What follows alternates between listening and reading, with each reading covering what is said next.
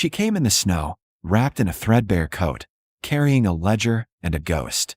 Caleb Durant stood on the porch of his ranch house outside Silver Ridge, Montana, watching the woman climb down from the mail wagon.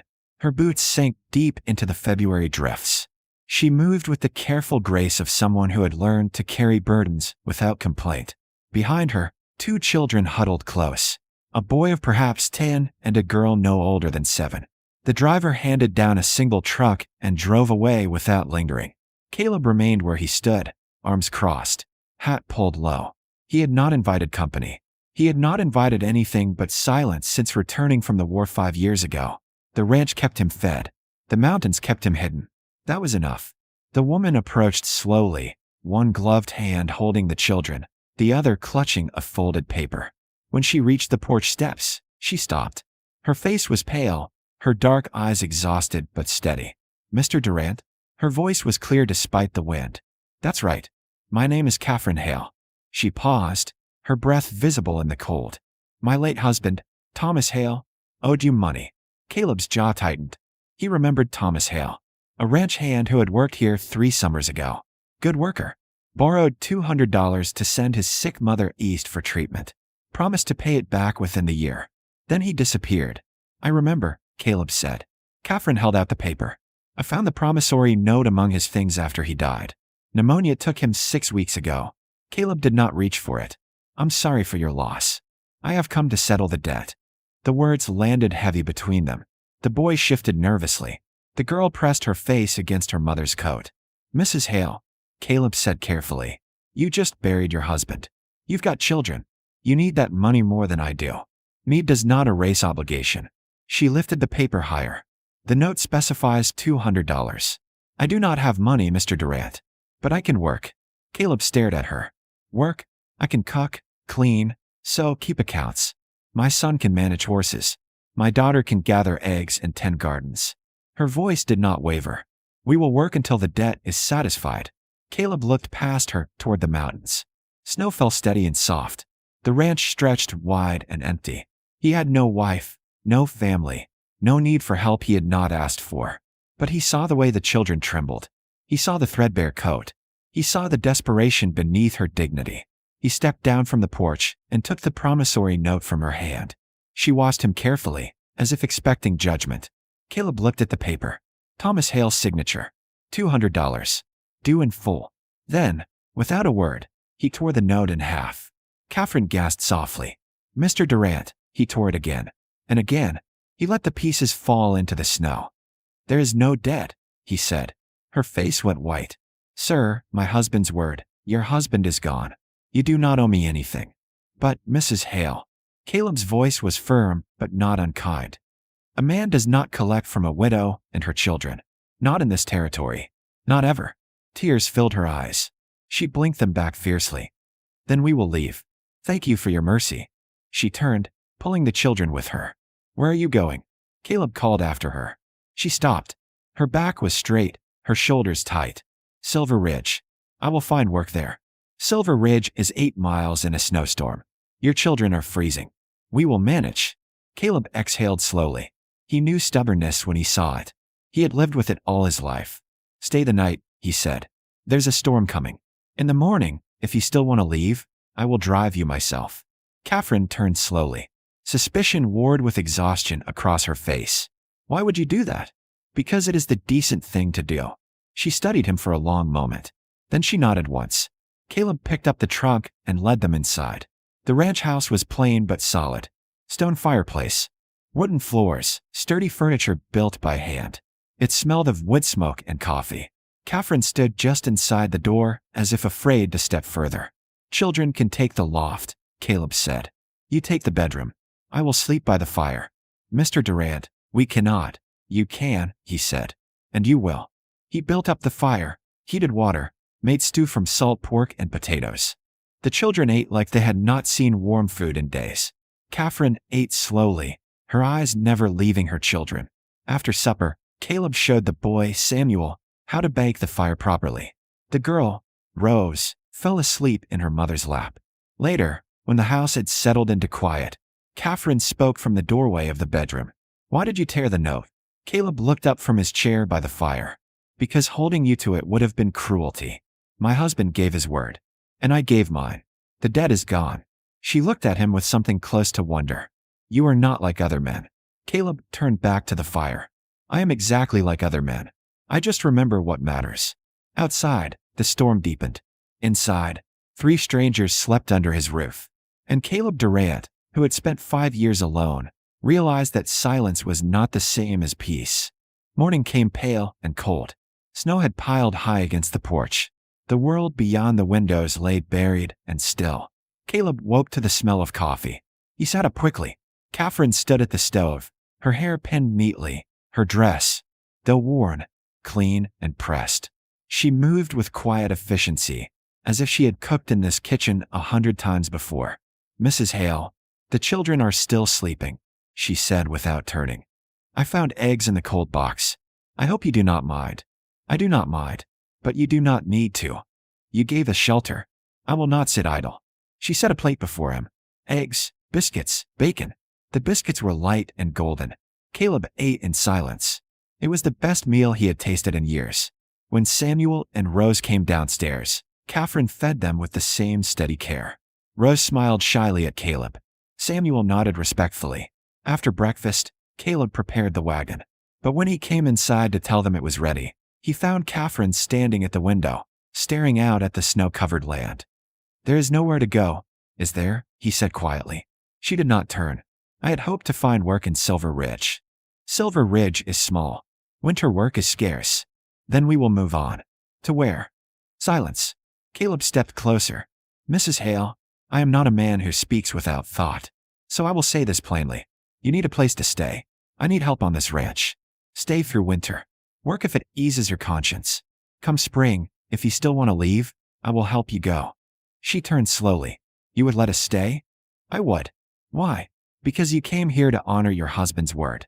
That says more about you than any reference letter ever could. Her lips trembled. People will talk. Let them. They will say I am your. They will say nothing if you are my housekeeper. Caleb interrupted. Room, board, and fair wages. A proper arrangement. Catherine looked at her children. Rose was tracing frost patterns on the window. Samuel stood quietly, waiting for his mother's decision. What kind of work? She asked carefully. Cooking, mending, keeping the house. Samuel can help with the horses and firewood. Rose can feed the chickens. Nothing heavy, nothing dangerous. Catherine pressed her hands together. And when spring comes, you decide then. She met his eyes. You are a strange man, Mr. Durant. So I have been told. She extended her hand. We accept. They shook on it. The days that followed found a rhythm. Catherine transformed the house. Curtains appeared at the windows. The floors gleamed. Meals arrived on time, hearty and warm. She mended Caleb's clothes without being asked, organized his chaotic pantry, and kept accounts with a careful hand. Samuel proved quick and willing. He learned to saddle horses, mend fences, stack hay. He spoke little but worked hard. Rose gathered eggs each morning, singing softly to the hens. She picked wildflowers from the snow-dusted fields and placed them on the table in a chipped cup. Caleb found himself looking forward to evenings. After supper, they would sit by the fire. Catherine read aloud from books she found on his shelves. Her voice was steady and clear. One night, Samuel asked, Mr. Durant, were you a soldier? Caleb stiffened. Catherine's eyes flicked toward him. I was, he said. Did you fight? Samuel, Catherine warned gently. It is all right, Caleb said. Yes, I fought. Were you scared? Caleb looked at the boy. Every day. But you went anyway. I did. Samuel nodded slowly, processing this. That is brave. Caleb did not feel brave. He felt tired. But he said, sometimes bravery is just doing what needs doing. Weeks passed. Snow melted into early spring. The land turned green. One afternoon, while Caleb was mending the barn door, a rider appeared. A well-dressed man on a fine horse. He dismounted with practiced ease. Caleb Durant, the man called. That's right. Name's Victor Brennan. I own the Mercantile in Silver Ridge. Caleb set down his hammer. What can I do for you? Brennan smiled, but it did not reach. His eyes. I hear you have a woman and her children staying here. I do. Catherine Hale. Caleb's jaw tightened. What business is it of yours? Her late husband owed me money, too. $50 for store credit. I have come to collect. Catherine appeared in the doorway of the house, her face pale. Brennan turned toward her. Mrs. Hale, good to see you again. Mr. Brennan, she said quietly. I have been patient, Brennan continued. But patience has limits. I expect payment within the week. I do not have $50, Catherine said. Brennan's smile widened. Then perhaps we can arrange alternative payment. A woman with your skills could be quite valuable. I am recently widowed myself. The implication hung heavy in the air. Caleb stepped between them. She owes you nothing. She owes me $50. Do you have proof? Brennan pulled a crumpled receipt from his coat. Store credit. Signed by Thomas Hale. Caleb took it, studied it. The signature looked rushed, uncertain. This proves Thomas Hale owed you money. Not his widow. Debts transfer. Not in any decent territory. Brennan's smile vanished. You protect her now? But what happens when you tire of her? She will come begging soon enough. Caleb's fist moved faster than thought. Brennan hit the ground hard. Get off my land, Caleb said quietly. Brennan stood slowly, wiping blood from his lip. You will regret this. He rode away, rage in every line of his body. Catherine stood trembling. He will come back. Let him. Caleb. She had called him by his first name. It startled them both. He will not touch you, Caleb said. I promise. That night, Catherine could not sleep. She found Caleb on the porch, watching the stars. You did not have to do that, she said softly. Yes, I did. She stood beside him. Why? He turned to her. The moonlight caught her face, gentle and lovely. Because somewhere along the way, he said quietly, this stopped being about a debt. Their eyes held, and Caleb Durant, who had lived alone for 5 years, realized he was no longer alone at all. Victor Brennan returned 3 days later with the territorial marshal. Caleb was repairing the corral fence when he saw them approach. Catherine stood on the porch, her hands gripping the railing. Samuel and Rose watched from the doorway. The marshal dismounted first. He was older, weathered, with tired eyes that had seen too much trouble. Caleb Durant. That's me. I'm Marshal John Ashford. Mr. Brennan here claims you assaulted him. Caleb set down his tools. He made improper advances toward Mrs. Hale. I told him to leave. By striking him. After he refused to go, Brennan stepped forward, his jaw still bruised. He attacked me without provocation. And he is harboring a woman who owes me money. Marshal Ashford looked between them. Then he turned to Catherine. Ma'am, is what Mr. Durant says true? Catherine descended the porch steps slowly. Mr. Brennan came here demanding payment for a debt my late husband left. When I could not pay, he suggested I work off the debt in his household. She paused. He made it clear what kind of work he expected. Brennan's face flushed.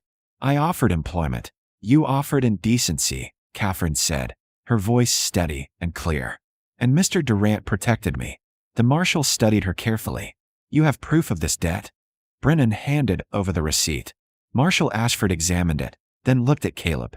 You seen this before? I have. The signature does not match other documents Thomas Hale signed. I have his promissory note, or pieces of it. Brennan laughed harshly. Convenient. You destroyed evidence. I destroyed a debt I chose to forgive, Caleb replied. But I kept one page. Samuel, bring the lockbox. The boy ran inside and returned with a small metal box. Caleb opened it and retrieved a single page, the signature page from Thomas Hale's original note. He handed it to the marshal. Compare them. Marshal Ashford held both papers side by side. His eyes narrowed. These signatures are not the same. That's a lie. Brennan started. The handwriting is completely different, the marshal continued. Did you forge this, Brennan? Brennan's face went white, then red. Thomas Hale owed me money. I have a right. You have no right to fraud. The marshal folded the receipt and pocketed it. I will be investigating your store records. If I find more forgeries, you will answer in a courtroom. This is absurd. Leave. Now. Brennan glared at Caleb with pure hatred. This is not over. Yes, Caleb said quietly. It is. Marshal Ashford waited until Brennan rode away, then turned to Caleb. You struck him. I did. Witnesses. Catherine stepped forward. I saw everything. Mr. Brennan threatened me. Mr. Durant defended me. Nothing more. The marshal sighed. In my experience, a man who forges debts usually deserves what he gets. He tipped his hat to Catherine. Ma'am, you have no legal obligation to pay anything. That receipt is worthless. Relief flooded her face. Thank you, Marshall. After he left, Catherine stood in the yard, her hands shaking. Rose ran to her, wrapping small arms around her waist. Samuel stood tall beside them. Caleb approached slowly. It's over. Because of you, Catherine whispered. You keep saving us. I keep doing what is right. She looked up at him. Why? You owe us nothing. Maybe I do not see it as owing. He paused. Maybe I see it as choosing. The words hummed between them.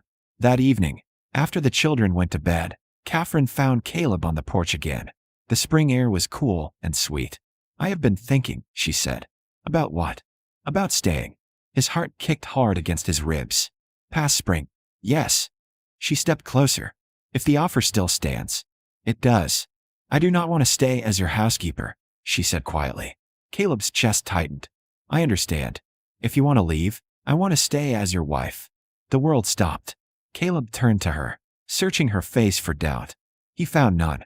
Catherine, you tore up my husband's debt before you even knew us, she said. You gave us shelter without asking anything in return. You defended me when another man would have turned away. Her voice broke slightly. You made my children feel safe again. That does not mean I am not asking out of obligation, she interrupted. I am asking because somewhere in these past months, I stopped seeing you as a stranger. I started seeing you as home. Caleb could not speak. If you do not feel the same, he kissed her. Gentle, careful, but certain. When they pulled apart, her eyes were bright with tears. I feel the same, he said roughly. I have for weeks. She laughed softly, a sound like sunlight breaking through clouds. They married in June, in the small church in Silver Ridge. Samuel stood beside Caleb. Rose held wildflowers. The town came, curious at first, but the love between them was too clear to question. Victor Brennan left Montana 3 weeks later, run out by Marshall Ashford's investigation. 15 forged receipts had been found in his records. 15 widows and struggling families he had tried to exploit. The scandal was talked about for months. But the Durant family paid it no mind. Summer bloomed across the ranch. Catherine planted a garden that flourished. Rose learned to ride. Samuel grew strong and confident. The house filled with laughter and warmth. One evening, as autumn painted the mountains gold, Caleb stood on the porch watching his family. Catherine was teaching Rose to braid her hair. Samuel was brushing down the horses, steady and capable. Catherine looked up and caught his eye. She smiled. Caleb smiled back. 5 years ago, he had returned from war believing he would spend his life alone. He had built this ranch as a refuge from a world that demanded too much. But then a woman had come in the snow, carrying a debt that was not hers, determined to honor a promise that had already cost her everything. And he had torn that debt in half. Not because he pitied her, but because he recognized something in her courage, in her dignity, in the fierce way she loved her children.